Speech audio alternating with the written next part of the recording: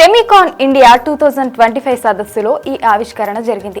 సెమీకండక్టర్ల రంగంలో స్వయం సమృద్ధి సాధించే లక్ష్యంతో 2021లోనే భారత్ సెమీకండక్టర్ మిషన్ను ప్రారంభించింది. కేవలం 3.5 ఏళ్లలోనే ఇస్రో తొలి చిప్ను విక్రమ్ 32ను అందుబాటులోకి తీసుకువచ్చింది. విక్రమ్ 32 అనేది కంప్యూటర్ చిప్. అంతరిక్షంలో ఎదురయ్యే అత్యంత కఠిన పరిస్థితులు, వాతావరణాన్ని సైతం ఎదుర్కొనేలా దీన్ని తయారు చేశారు. ఇది 55 డిగ్రీల నుంచి +125 డిగ్రీల ఉష్ణోగ్రతను సైతం తట్టుకోగలదు. ఈ చిప్లను రాకెట్లు, ఉపగ్రహాలు, లాంచ్ వెహికల్ ఏవియానిక్స్లో వాడనున్నారు. ఇస్రో చేపట్టిన PSLV C-16 ప్రాజెక్టులో విక్రమ్ 32ను పరీక్షించి అద్భుతంగా పనిచేస్తున్నట్లు గుర్తించారు. భారత్లో కొత్తగా 5 సెమీకండక్టర్ యూనిట్ల నిర్మాణం జరుగుతుందని అశ్విని వైష్ణవ్ చెప్పారు.